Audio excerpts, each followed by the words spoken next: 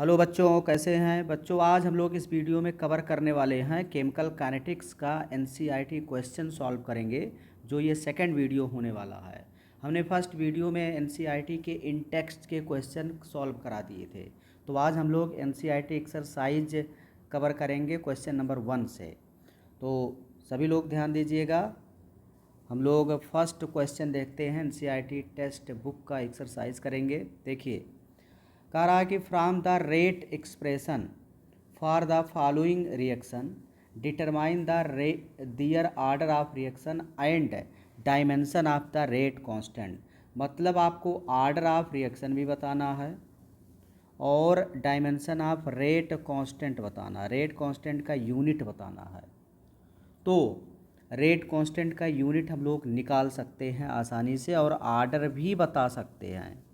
अब अगर देखा जाए, 4 पार्ट है, 4 रिएक्शन दिया और इसका रेट ला इक्वेशन सबका गिवन है। तो आपको पता है रेट इक्वल टू क्या पढ़े हो, rate constant active mass of A पर पावर मान लेते हैं अल्फ़ा और एक्टिव मास ऑफ बी पर पावर मान लेते हैं बीटा। ये आपने रेट ला लिख दिया, ये रेट ला इक्वेशन आपने लिख दिया। अब अगर देखा जाए, रेट ला इक्वेशन आपने लिख दिया। अब यहाँ आपको यूनिट की अगर बात की जाए, यहाँ अल्फ़ा और बीटा क्या है बच्चों, अल्फ़ा और beta, alpha plus beta, alpha plus beta equal to N, यानी आर्डर ऑफ रिएक्शन है। और यूनिट ऑफ के की बात अगर किया जाए, यानी रेट कांस्टेंट की बात किया जाए, तो यूनिट ऑफ के for nth order reaction, formula आपको पता होना चाहिए, मोल पर पावर 1 माइनस एन और लीटर पर पावर n माइनस 1, और टाइम इनवर्स या सेकेंड इनवर्स या मिनट इनवर्स होगा। तो ये भी आपको पता है, ये हम लोग डेराइव करते हैं। अब यहाँ आप क्योंकि क्वेश्चन सॉल्व कर रहे हो तो हम लोगों को डायरेक्ट इसको याद होना चाहिए। जब हम लोग थ्योरी पढ़े थे तो इस फार्मूले को डेराइव किए थे, कैसे आया था। वैसे nth ऑर्डर के लिए अगर रेट कांस्टेंट का यूनिट पूछा जाए तो डायरेक्ट ये फार्मूला याद रखो। अब यहाँ n क्या है, ऑर्डर है। n का वैल्यू चाहे 0 ऑर्डर पूछे, चाहे first order, second order, third order, कुछ भी पूछे, आप n का वैल्यू रख करके आसानी से क्वेश्चन सॉल्व कर सकते हैं। तो देखो, क्वेश्चन नंबर ए हम लोग ट्राई करते हैं फर्स्ट। तो क्वेश्चन नंबर ए को अगर हम लोग सॉल्व करें तो एक इक्वेशन है 3NO converted into N2O plus 4NO2। अब अगर देखा जाए, रेट ला इक्वेशन ये गिवन है। तो रेट ला अगर दिया है फर्स्ट के लिए तो सब बहुत ही सिंपल है। अगर देखा जाए आर्डर क्या हो जाएगा, यही जो पावर है यही तो आर्डर है। तो फर्स्ट आर्डर के लिए रेट जब दिया है तो आर्डर यानी n का वैल्यू हो जाएगा, जो पावर यहाँ है, देखो पावर कितना है 2, तो आर्डर हो जाएगा 2। Simple. First order, first question में ए का आर्डर क्या हो जाएगा, फर्स्ट में आर्डर हो जाएगा 2। और अगर यहाँ 2 का वैल्यू रख दें, n का वैल्यू रख दें 2, तो यूनिट ऑफ के हमें मिल जाएगा।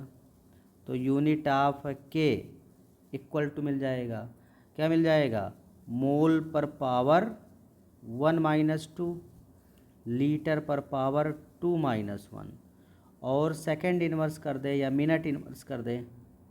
तो यहाँ सॉल्व जब करेंगे तो हो जाएगा, सॉल्व करने पर हो जाएगा मोल माइनस 1, लीटर पावर 1 और सेकेंड इनवर्स।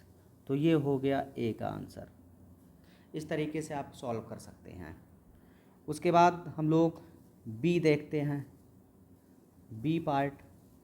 तो यहाँ देखो, बी में रेट दिया है, रेट इक्वल टू समथिंग दिया है। तो अगर आर्डर की बात किया जाए तो n इक्वल टू, ये अल्फ़ा है, पावर अल्फ़ा, और ये है बीटा, अल्फ़ा बीटा यहाँ वैल्यू गिवन है। तो जब अल्फ़ा बीटा दिया तो कितना पावर है, 1 है। तो अल्फ़ा पर H2O2 पर पावर अल्फ़ा, अल्फ़ा यहाँ 1 ही है, तो अल्फ़ा 1 है, और प्लस I नेगेटिव पर पावर 1, तो 1 प्लस 1 यानी आंसर आ जाएगा 2। तो ये भी सेकंड ऑर्डर है, ये भी क्या है, सेकंड ऑर्डर। तो सेकंड ऑर्डर है तो यूनिट आपको पता है, अभी निकाले हो इधर। तो इसका यूनिट हो जाएगा, यूनिट ऑफ के, unit of K equal to आ जाएगा मोल का पावर -1 लीटर और सेकंड इनवर्स। तो ये आंसर आ गया। उसके बाद हम लोग देखते हैं बच्चों थर्ड यानी सी पार्ट देखते हैं। तो सी पार्ट अगर देखा जाए, यहाँ देखो रेट ला दिया है, बहुत ही सिंपल। तो भैया आर्डर अगर तुमसे पूछा जाए एन का वैल्यू, तो पावर CH3CHO पर पावर 3/2 है, तो आर्डर हो जाएगा 3/2 यानी 1.5 यानी 1.5। आर्डर हो गया 3/2। तो आर्डर अगर 3 एक ही कंपोनेंट है तो यही ओवरऑल आर्डर ऑफ रिएक्शन हो जाएगा। 2 होता तो अल्फा प्लस बीटा ऐड कर देते। और यहाँ अगर यूनिट ऑफ के की बात किया जाए, यूनिट ऑफ के अगर पूछा जाए तो मोल पर पावर 1 - n, तो 1 - 3/2 कर देंगे। और लीटर पर पावर 3/2 - 1 कर देंगे। और सेकंड इनवर्स, तो जब इसको आप सॉल्व करेंगे तो unit of K equal to क्या बन जाएगा, एक में से 1.5 घटा दो तो आधा बचा, तो मोल पर पावर -1/2। और लीटर 1.5 में से आधा माइनस करो तो आधा बचा, लेकिन प्लस में +1/2। और सेकंड इनवर्स, तो ये हो जाएगा बच्चों सी पार्ट का आंसर, यूनिट ऑफ के और आर्डर ऑफ रिएक्शन। उसके बाद हम लोग कवर करेंगे फोर्थ पार्ट। फोर्थ पार्ट में देखिए रेट दिया है। C2H5Cl का एक्टिव मास का पावर 1 है।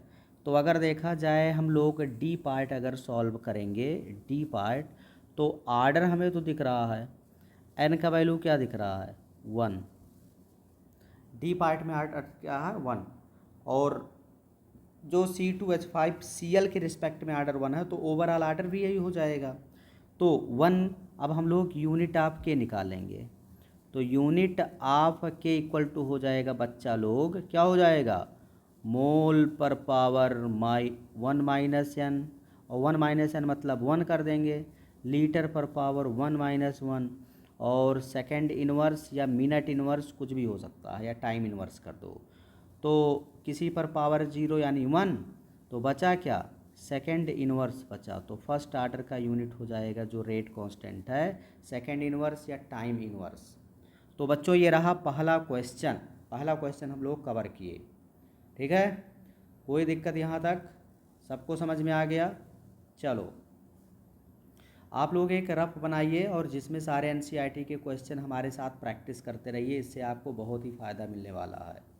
NCERT में बहुत सेलेक्टेड क्वेश्चन है और बहुत ही इंपॉर्टेंट है। कोई भी एग्ज़ाम ले लो तो सब क्वेश्चन रिपीट होते रहते हैं, बार बार यही सारे क्वेश्चन NCERT के, चाहे इन टेक्स्ट के क्वेश्चन हो, चाहे एक्सरसाइज हो, चाहे एग्जाम्पल हो, ये सब हर एग्ज़ाम में, चाहे नीट, JEE मेंस और आपके बोर्ड एग्ज़ाम में बार बार रिपीट होते रहते हैं। तो आप अच्छे से नोट्स बनाइए और इसको ईमानदारी से अगर पढ़ेंगे तो निश्चित ही आपको एग्ज़ाम में फ़ायदा होने वाला है। तो चलो बच्चों हम लोग ट्राई करेंगे सेकंड क्वेश्चन ध्यान देना, इम्पॉर्टेंट है और कंसेप्चुअल भी है, देखना ध्यान से बच्चों। करा फॉर द रिएक्शन, कोई रिएक्शन है जिसमें 2A कन्वर्ट हो रहा, 2A + B converted into A2B।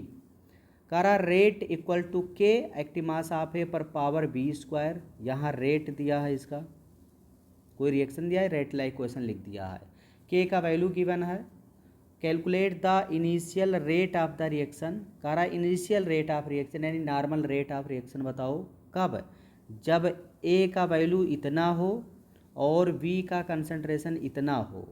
फिर कह रहा calculate the rate of reaction after active mass of A is reduce to इतना, मतलब थोड़े समय के बाद जब A रिड्यूस होकर के इतना बचा तब उसका रेट निकालो, बाद में भी रेट निकालो। तो जब ये रिड्यूस होगा तो B पर भी तो प्रभाव पड़ेगा, तो पहले हम लोग इनिशियल रेट निकालेंगे। तो ध्यान दीजिएगा सभी बच्चे, देखो सभी लोग एकदम कंसंट्रेट होकर के हमारी बात को सुनिए, बहुत इंपॉर्टेंट सवाल है। तो सबसे पहले अगर देखा जाए क्या लिखा है, 2A + B converted into A2B, एक रिएक्शन सिंपल सा है। इसका रेट इक्वेशन लिखा है, तो रेट इक्वल टू क्या हो जाएगा बच्चा लोग, के एक्टिव मास ऑफ ए और एक्टिव मास ऑफ बी पर पावर 2। उसके बाद के का वैल्यू गिवन है बच्चा लोग, के का इक्वल टू कितना दिया है, 2 इंटू 10⁻⁻6 मोल पर -2 litre square second inverse. Third order का रिएक्शन है, ए के रिस्पेक्ट में फर्स्ट आर्डर और बी के रिस्पेक्ट में सेकेंड आर्डर, तो दोनों ऐड करेंगे तो थर्ड आर्डर। तो यूनिट से पता चल रहा है कि रेट कांस्टेंट थर्ड आर्डर का है। उसके बाद और क्या गिवन है बच्चों, दिया है एक्टिव मास ऑफ ए, कितना दिया है एक्टिव मास ऑफ ए, 0.1 मोल पर लीटर। और क्या गिवन है बच्चों, दिया है एक्टिव मास ऑफ बी और इसका वैल्यू गिवन है बच्चा लोग 0.2 मोल पर लीटर। ये गिवन है, क्वेश्चन में इतना दिया है। और फिर कह रहा है कि इनिशियल रेट बताओ, इनिशियल रेट बताना है। मतलब यहाँ तक हम लोग कवर किए, क्वेश्चन यहाँ तक कवर हुआ। अब इनिशियल रेट पूछ रहा है, तो भैया इनिशियल रेट कैसे निकालते हैं, क्या फार्मूला हम लोग पढ़े हैं। इनिशियल रेट यानी रेट कैसे लिखेंगे, rate of reaction equal to K rate constant और एक्टिव मास ऑफ ए और एक्टिव मास ऑफ बी का पावर 2, तो सबका वैल्यू रख दो। क्या रखेंगे, के जगह पर 2 इंटू 10⁻, यही तो है वैल्यू, 2 इंटू 10⁻⁻6 और एक्टिव मास ऑफ ए कितना है ये लिख देंगे, तो 0.1 और इंटू और क्या है एक्टिव मास ऑफ बी 0.2 और इसका है स्क्वायर। भैया जब इसको आप सॉल्व करोगे ना तो इधर डेसिमल उस्मल इधर उधर करके 2 दूना 4 दूनी 8 8 इंटू 10⁻⁻9 और ये हो जाएगा मोल पर लीटर पर सेकेंड, रेट ऑफ रिएक्शन का यूनिट होता है। तो ये आ गया इनिशियल रेट आ गया जब कंसंट्रेशन ए का इतना दिया है और बी का इतना दिया है। अब इसी क्वेश्चन में थोड़ा सा घुमाने का प्रयास किया है, करा calculate the rate of reaction. देखो कितना कंसेप्चुअल सवाल है। करा calculate the rate of reaction after A is reduce to 0.06 mole पर लीटर। मतलब थोड़े समय के बाद ए का कंसंट्रेशन रिड्यूस होकर के 0.06 बचा, तो अब कैसे इसको डील करेंगे, क्या कैसे ध्यान देंगे। तो कंडीशन अप्लाई है, when active mass of A is reduced from, initial value कितना था 0.10 था मोल पर लीटर, इतना था इनिशियल 2, क्या बचा फिर कहाँ तक रिड्यूस हुआ 0.06 मोल पर लीटर। मतलब 0.01 से रिड्यूस होकर के 0.06 बचा। तो इसका मतलब जब इतना बचा, इसका मतलब हम अगर माइनस कर दें ऐसे 0.10 माइनस 0.06 अगर हम माइनस करें तो क्या हो जाएगा 0.04। इसका मतलब इतना ए रिएक्ट करके प्रोडक्ट साइड में कन्वर्ट हुआ। हमारे यार इनिशियल वैल्यू इतना था और थोड़े समय के बाद वो रिड्यूस होकर के इतना बचा, इसका मतलब वो रिड्यूस होकर के कहाँ गया होगा, प्रोडक्ट साइड में गया होगा। इसका मतलब 0.04 ऑफ ए का इतना वैल्यू हैज रिएक्टेड, इतना रिएक्ट कर चुका है। मतलब ए का इतना वैल्यू रिएक्ट करके प्रोडक्ट साइड में जा चुका है। और तुम्हें पता है ए का जब इतना रिएक्ट करके बी जाएगा तो तुम्हें पता है 2 मोल ए और 1 मोल बी। देखो क्वेश्चन में 2 मोल ए और 1 मोल बी जब रिएक्ट करेगा तो A2B बनेगा। तो इतना मोल रिएक्ट किया है, मोल पर लीटर इतना रिएक्ट किया है। तो अगर अरे भाई यही तो जानते हो 2A और प्लस बी तो कन्वर्ट हो रहा A2B में, तो 2 मोल ए का रिएक्ट करेगा 1 मोल ए बी से, तो A2B बनेगा। तो इसका मतलब बी कितना रिएक्ट करेगा, तो बी रिएक्टेड, अरे रिएक्टेड पता होगा तो रिएक्टेड इनिशियल से रिएक्टेड माइनस करेंगे तो रियल वैल्यू पता चलेगा और हम रेट निकाल लेंगे। यहाँ कंसंट्रेशन का वैल्यू रखना पड़ेगा, तो वही रखेंगे जो बचा हुआ अमाउंट है, जो रिएक्ट करके प्रोडक्ट साइड में जा रहा है उसको थोड़े रखेंगे यहाँ। तो बी रिएक्टेड कितना, अरे इसका 2 मोल तो इसका 1 मोल, तो इसका अगर 0.4 मोल है तो इसका आधा नहीं हो जाएगा, जस्ट हाफ कर देंगे, तो 0.04/2 कर देंगे। इसका मतलब कितना बी रिएक्ट कर चुका है, 0.02 मोल पर लीटर, इतना बी रिएक्ट कर चुका है। इसका मतलब बी कितना बचा रहा होगा, कितना बी बचा होगा, तो एक्टिव मास ऑफ बी, तो क्या करेंगे, गिवन वैल्यू कितना दिया था 0.02 क्वेश्चन में इनिशियल वैल्यू था, और इतना रिएक्ट कर चुका है 0.02, ये प्रोडक्ट साइड में गया तो बचा कितना 0.18 मोल पर लीटर बी बचा,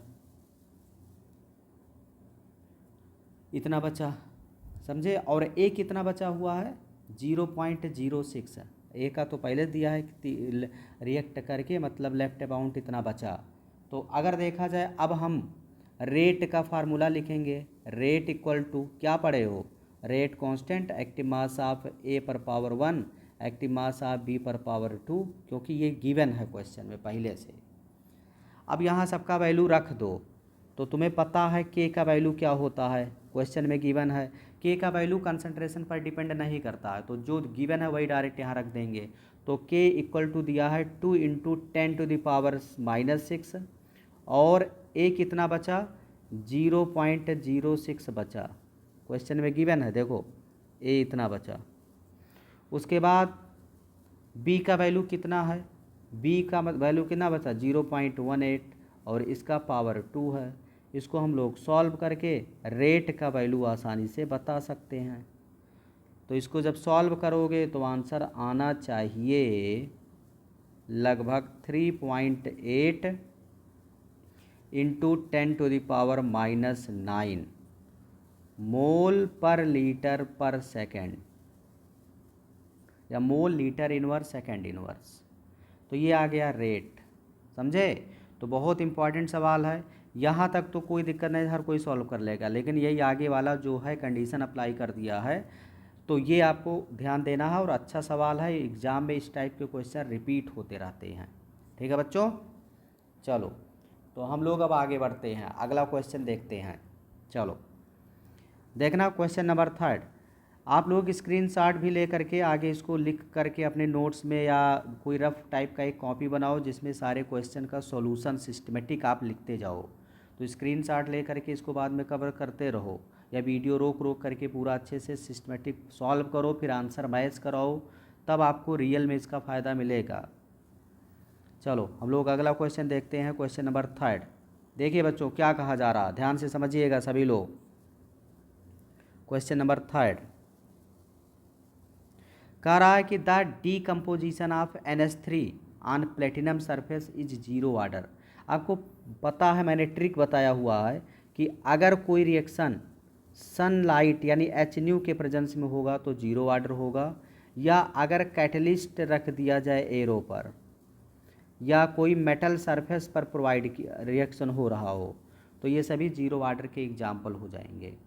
what are the rate of production of N2 का प्रोडक्शन बताना है, एंड H2 का भी प्रोडक्शन बताना है, के का वैल्यू गिवन है।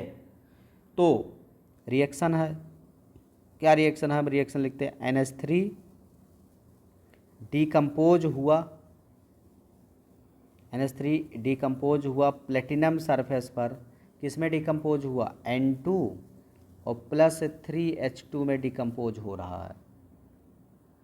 तो अगर हम इसका रेट लिखना चाहें बच्चों, रेट अगर लिखना चाहें तो रेट इक्वल टू हो जाएगा -1/2 D active mass of NH3 divide by dt equal to plus D active mass of N2 divide by dt और equal to +1/3 D active mass of H2 divide by dt। ये rate हमने लिख दिया, हमने rate of reaction लिख दिया, समझे। अब अगर देखा जाए रेट ऑफ रिएक्शन जब हम लिख दिए तो हमें तो पता है for zero order reaction, for zero order reaction, तो जो जीरो ऑर्डर रिएक्शन का जो रेट होगा वो इक्वल टू रेट कांस्टेंट के बराबर होगा। क्यों? क्योंकि एक्टिव मास ऑफ रिएक्टेंट का जो कंसंट्रेशन है उस पर डिपेंड करेगा, नहीं तो यहाँ जीरो करेंगे तो ये पूरा 1 हो जाएगा, तो यानी रेट इक्वल टू हो जाएगा रेट कांस्टेंट जीरो ऑर्डर के लिए। तो इसका मतलब जो रेट कांस्टेंट दिया है वही रेट ऑफ रिएक्शन हो जाएगा। यानी रेट ऑफ रिएक्शन, अगर रेट की बात किया जाए, नॉर्मल रेट अगर लिखना हो तो -1/2 D active mass of NH3 divide by dt equal to rate constant यानी डी एक्टिव, अभी रेट कांस्टेंट बराबर कर देंगे, पहले N2 भी लिख दें, डी एक्टिव मास ये और divide by dt equal to -1/3 D active mass of H2 divide by dt, और ये बराबर हो जाएगा रेट कांस्टेंट के। और रेट कांस्टेंट का वैल्यू गिवन है कितना क्वेश्चन में, 2.5 × 10⁴। तो ये बराबर हो जाएगा 2.5 × 10⁻⁻4 ऐसे, ठीक है। अब ये बराबर पता चल गया। अब हमें रिलेट करना है इन दोनों को, क्योंकि प्रोडक्शन ऑफ N2 और H2 पूछ रहा है, तो ये तो डायरेक्ट पता चल गया। N2 का प्रोडक्शन तो डायरेक्ट यही आ जाएगा, क्योंकि कोई स्टोइकियोमेट्रिक कोएफिशिएंट वगैरह इसके सामने तो था नहीं। तो हम लोग ऐसे लिखेंगे रेट ऑफ प्रोडक्शन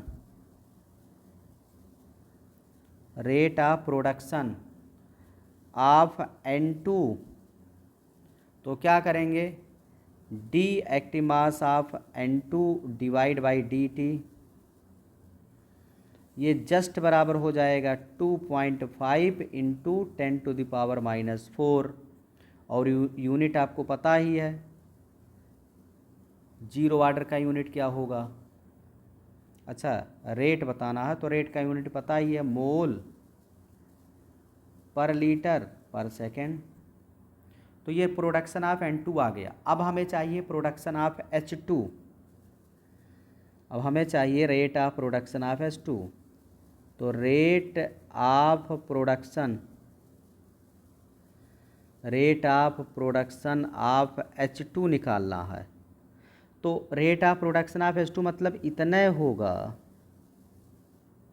या rate of formation of H2 मतलब इतना, कोफिशिएंट से नहीं मतलब है। तो जब दोनों बराबर करेंगे तो ये वाला उधर शिफ्ट हो जाएगा, तो इसका मतलब ये हुआ D active mass of H2 divide by dt बताना है ना, तो 3 × हो जाएगा, और इसका वैल्यू पहले से आया हुआ इतना होना चाहिए, तो 2.5 × 10⁻⁻4, और इसको जब सॉल्व करेंगे तो 5 2 7 7.5 आ जाएगा, यानी 7.5 × 10⁻⁻4 mole litre inverse second inverse. तो ये आंसर आ गया। तो अच्छा सवाल ये भी था बच्चों, कंसेप्चुअल था, ठीक है। सबको क्लियर है, कोई दिक्कत किसी को बोलना, कोई दिक्कत यहाँ तक सबको समझ में आ गया होगा। चलो आगे बढ़ते हैं, ध्यान देना सभी लोग। अगला क्वेश्चन हम लोग देखते हैं बच्चों। क्वेश्चन नंबर, हम लोग आगे बढ़ते हैं, क्वेश्चन नंबर 4 की बात करेंगे। चलो क्वेश्चन नंबर 4 में क्या है, ध्यान दीजिएगा सभी लोग। क्वेश्चन नंबर 4 कह रहा, the decomposition of di methyl ether lead to the formation of methane, hydrogen and CO, and the reaction rate is given, reaction rate दिया है ये CH3O CH3 पर पावर 3/2, मतलब 1.5 ऑर्डर रिएक्शन है। The rate of reaction is followed by increase in pressure in a closed vessel so the rate can also be expressed in term of partial pressure of dimethyl ether. Dimethyl ether का rate constant मतलब बताना है partial pressure के term में, जैसे ये अच्छा लिख दिया है खुद ही। फिर कह रहा if the pressure is measured in bar, अगर प्रेशर जो है बार में मेजर किया जाए, and time in minute, then what are the unit of rate and rate constant. तो प्रेशर मतलब प्रेशर चाहे एटमॉस्फेयर में पूछा जाए चाहे बार में पूछा जाए, प्रेशर के फॉर्म में अगर यूनिट रेट का पूछा जाए या रेट कांस्टेंट का तो आसानी से आप बता सकते हो, सिंपल। ठीक है, चलो देखते हैं बच्चों, ध्यान देना। तो हमें पता होना चाहिए यूनिट ऑफ रेट हमें पता है। पहले हम कंसंट्रेशन वाला लिख देते हैं, तो क्या होता है mole litre inverse second inverse, या टाइम इनवर्स या मिनट इनवर्स, कुछ भी लिख सकते हो। अब यहाँ मिनट दिया तो मिनट इनवर्स लिख देते हैं अगर कंसंट्रेशन के मोड में पूछता तो, या इसी को हम लोग और बोल सकते हैं मोलरिटी पर टाइम, बात एक ही है।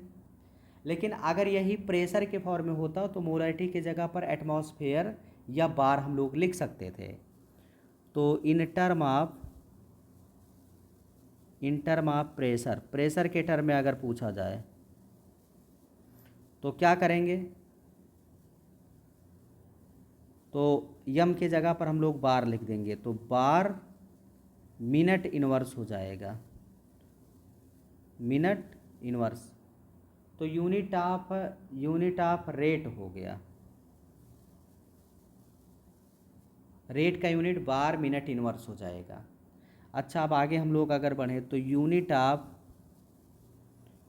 ऑफ के अगर निकालना हो, तो यूनिट ऑफ के अगर हमें निकालना हो तो हम लोग यही तो पढ़े हैं ऐसे, rate equal to rate constant और rate constant active mass of reactant पर पावर ऑर्डर n। तो अगर हमें k का यूनिट निकालना है ये, तो इसका मतलब ये वाला इसे डिवाइड कर देंगे, तो रेट बाई समथिंग कंसंट्रेशन, लेकिन यहाँ कंसंट्रेशन तो है नहीं, बार है, प्रेशर है, तो प्रेशर रख देंगे। तो unit of rate equal to हो जाए, unit of K equal to हो जाएगा रेट का unit divide by partial pressure of dimethyl ether, partial pressure of dimethyl ether पर पावर कितना 3/2 है। और इसको जब हम लोग सॉल्व करेंगे तो रेट का यूनिट अभी पढ़े हो बार डॉट मिनट इनवर्स और डिवाइड बाई, और पार्शियल प्रेशर का यूनिट होगा बार और पावर कितना 3/2 है। तो 3/2 ऊपर शिफ्ट हो जाएगा तो -3/2 हो जाएगा, और इस पर है 1, तो 1 में से -3/2 आधा बचा, तो ये हो जाएगा बार -1/2 और मिनट इनवर्स। तो ये यूनिट हो गया के का, ये यूनिट ऑफ के हो गया और यूनिट ऑफ रेट हो गया। तो इस तरीके से हम लोग प्रेशर के टर्म में यूनिट ऑफ के यानी रेट कांस्टेंट और यूनिट ऑफ आर मतलब रेट ऑफ रिएक्शन का यूनिट बता देते हैं। तो बहुत सिंपल है, कुछ करना ही नहीं है। ठीक है, सबको समझ में आया? चलो आगे बढ़ते हैं, नेक्स्ट आगे बढ़ते हैं बच्चों। क्वेश्चन नंबर 4 के बाद हम लोग कवर करेंगे क्वेश्चन नंबर 5, और ये थ्योरेटिकल सवाल है और अच्छा सवाल है, ध्यान दीजिएगा, बहुत ही बढ़िया सवाल है, सभी लोग ध्यान दीजिएगा क्या कहा जा रहा है। देखिए थ्योरेटिकल सवाल है, mention the factor that affect the rate of reaction. Rate of reaction को कौन से फैक्टर अफेक्ट डालते हैं? तो हमने आपको ट्रिक बताया था, कि रेट ऑफ रिएक्शन को अफेक्ट डालते हैं NTPC। यन मतलब जहाँ यन क्या है, यन है nature of reactant, nature of reactant है। अगर रिएक्टेंट का नेचर चेंज करेंगे तो रेट ऑफ रिएक्शन चेंज हो जाएगा। टी है टेम्परेचर, और P मतलब प्रेशर है या कंसंट्रेशन है, और यहाँ जो C है कैटलिस्ट है। तो NTPC मतलब इतने लोग रेट ऑफ रिएक्शन को चेंज कर सकते हैं, प्रभावित कर सकते हैं। बात समझ में आया? बोलो, यहाँ तक क्लियर है सबको? तो अब डिटेल इसको अगर देखा जाए, नोट्स में तो डिटेल है ही, डिटेल करने का कोई मतलब नहीं है, नोट्स में हम लोग पढ़े भी हैं, थोड़ा सा बता देते हैं बारी बारी से, हल्का सा हिंट दे दें। नेचर ऑफ रिएक्टेंट में ध्यान देना, नेचर ऑफ रिएक्टेंट। अगर नेचर ऑफ रिएक्टेंट की बात किया जाए तो रेट जो होगा, रेट डायरेक्टली प्रोपोर्शनल हो जाएगा बॉन्ड लेंथ। अगर रिएक्टेंट के पास बॉन्ड लेंथ ज़्यादा है, मान लिया सारे बॉन्ड का बॉन्ड स्ट्रेंथ सेम है, बॉन्ड स्ट्रेंथ सेम है, तो बॉन्ड स्ट्रेंथ सेम है तो बॉन्ड लेंथ भी उसका सेम होगा, तो नंबर ऑफ बॉन्ड तब काउंट करने लगेंगे। अगर नंबर ऑफ बॉन्ड ज़्यादा होगा तो रेट कम हो जाएगा, और अगर मान लिया नंबर ऑफ बॉन्ड सेम है तो बॉन्ड स्ट्रेंथ और बॉन्ड लेंथ कंपेयर करेंगे, तो बॉन्ड लेंथ डायरेक्टली प्रोपोर्शनल और बॉन्ड स्ट्रेंथ के इन्वर्सली प्रोपोर्शनल होगा, बॉन्ड स्ट्रेंथ के इन्वर्सली प्रोपोर्शनल होता है। ये कब अप्लाई करेंगे? जब नंबर ऑफ बॉन्ड सेम रहे तब। और डायरेक्टली प्रोपोर्शनल इन्वर्सली प्रोपोर्शनल कर देंगे नंबर ऑफ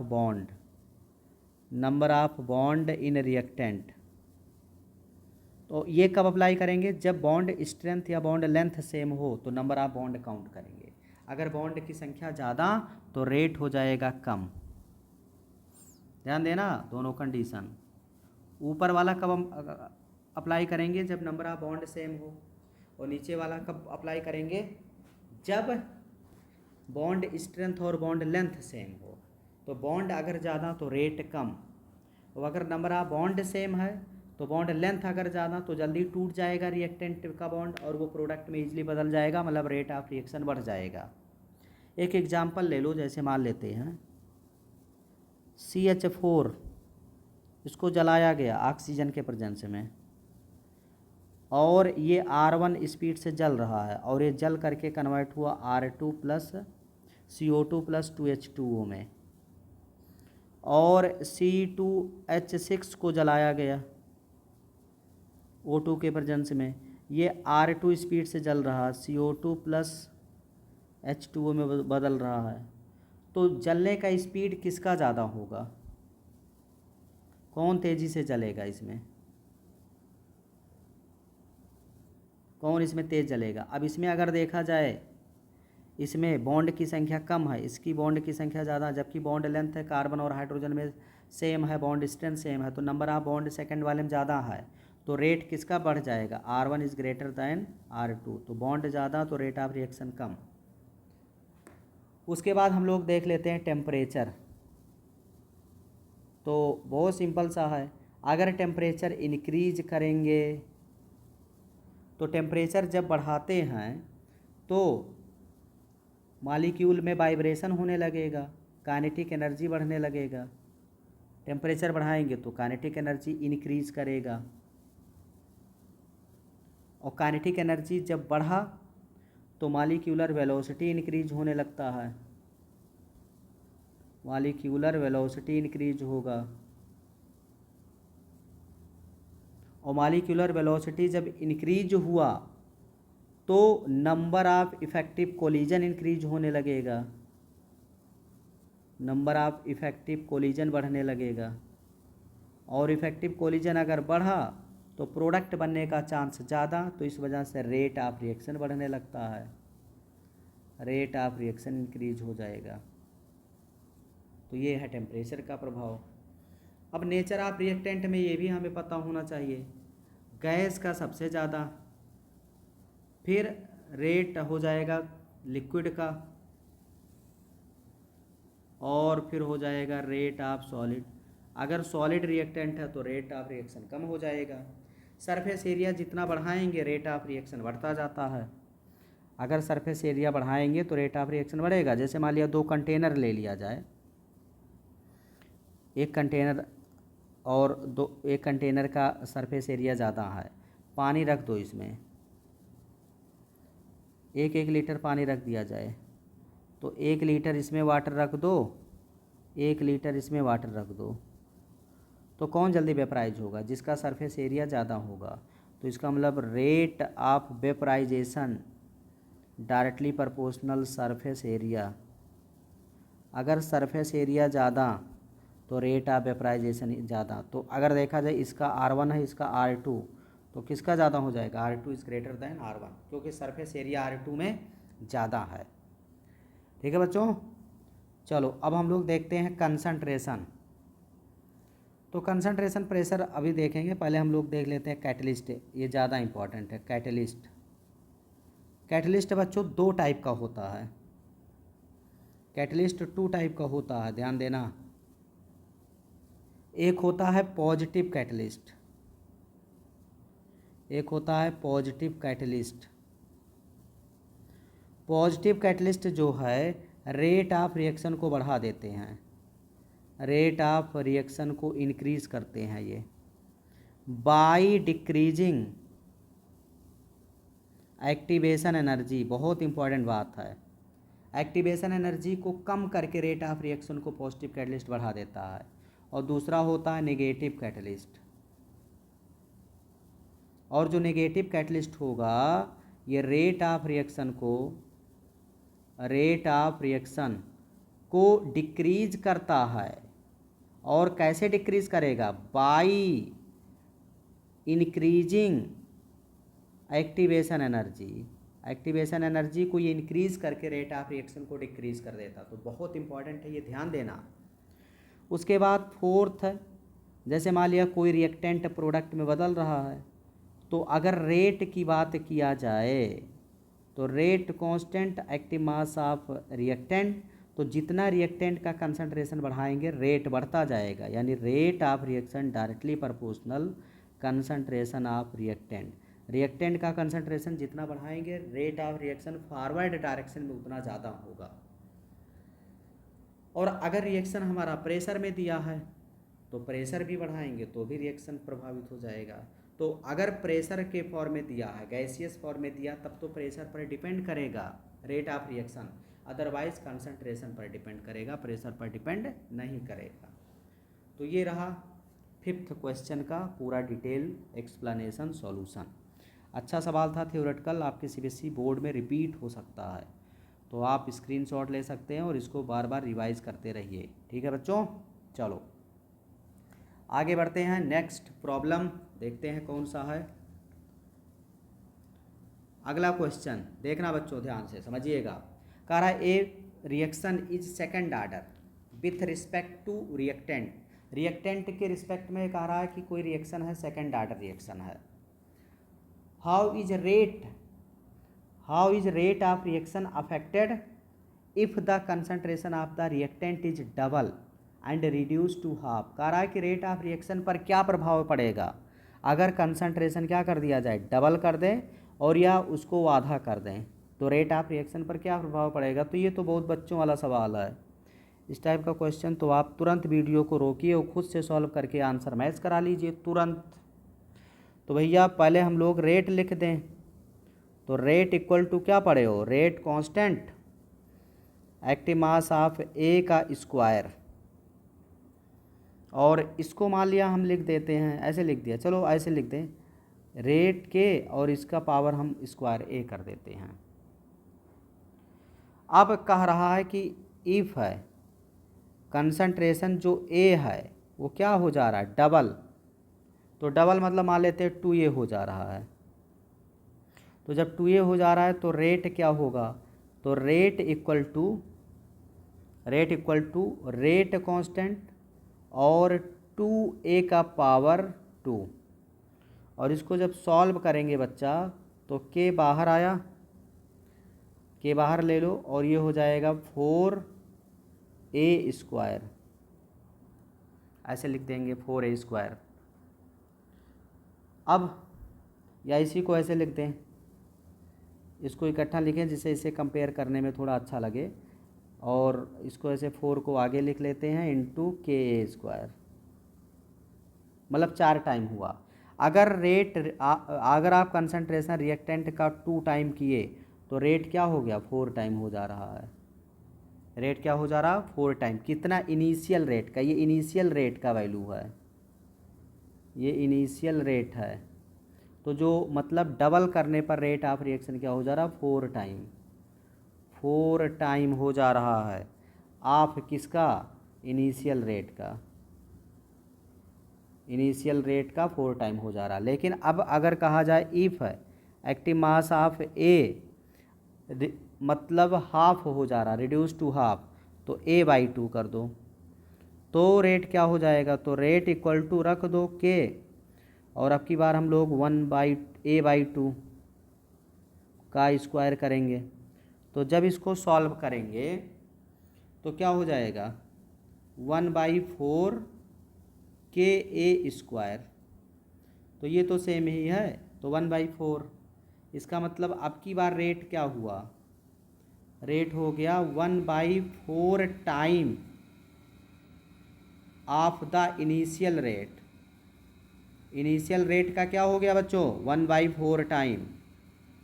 तो ये सिंपल सा सवाल था, ऐसे आप बता सकते हो। आप कुछ भी किया जाए, 1/3, 1/4, 1/10, कुछ भी करा जाए आप इस फार्मूले में रख करके, और इस तरीके से आप इस टाइप के न्यूमेरिकल को सॉल्व कर सकते हैं। ओके, कोई दिक्कत यहाँ तक नहीं। चलो एक सवाल और करते हैं, अगला वाला क्वेश्चन देखिएगा बच्चों, क्या कहा जा रहा है। What is the effect of temperature on rate constant of a reaction? How can this effect of temperature, the rate constant, be represented quantitatively? तो ये तो बहुत सिंपल सा सवाल है, और इसको अगर देखा जाए इन टेक्स्ट में एक क्वेश्चन इस टाइप का था भी, हम लोग सॉल्व भी किए थे इन टेक्स्ट में, इसको हम लोग कर भी चुके हैं।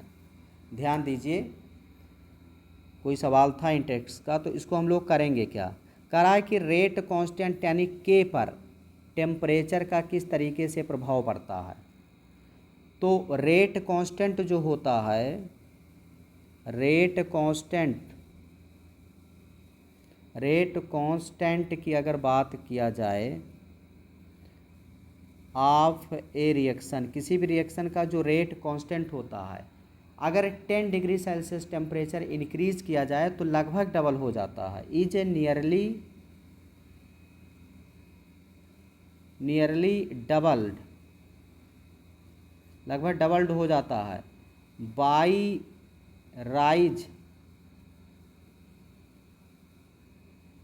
Rise in temperature by 10 degree Celsius. 10 degree Celsius temperature अगर आप इंक्रीज़ करेंगे तो सभी जो मतलब रेट कांस्टेंट है लगभग वो डबल हो जाते हैं। अगर देखा जाए variation of rate constant with temperature देखा जाए तो अर्हीनियस इक्वेशन के द्वारा हम लोग लिख सकते हैं variation of rate constant with temperature. तो एक इक्वेशन आपको पढ़ाया गया K = A.E⁻⁻A/RT, तो इस इक्वेशन के द्वारा हम लोग बता सकते हैं। जब इसका लॉग वगैरह लेते हैं तो इसका दूसरा फॉर्म आ जाएगा log E/K = log E/A-E/RT, ये दूसरा फॉर्म आ गया। इसको दो फॉर्म में हम लोग कन्वर्ट करके तीसरा फॉर्म ऐसे लिख देंगे log 10⁻K2/K1 = activation energy by 2.303 R 1/T1 - 1/T2। तो इस तरीके से वैरी करता, अगर टेम्परेचर T1 है तो रेट कांस्टेंट हो जाएगा K1, अगर टेम्परेचर T2 है तो रेट कांस्टेंट हो जाएगा K2। और इस तरीके से अर्हीनियस इक्वेशन में हम लोग निकाल भी सकते हैं कि टेम्परेचर अगर चेंज हो रहा तो रेट कांस्टेंट कैसे चेंज हो रहा है, न्यूमेरिकल हम लोग सॉल्व कर सकते हैं। ठीक है बच्चों, तो आज के वीडियो में बस इतना ही। हम लोग कल फिर से मिलते हैं, क्वेश्चन नंबर यर्थ से लेकर के नेक्स्ट आगे हम लोग कंटिन्यू करते हैं। ठीक है बच्चों, ओके, थैंक यू।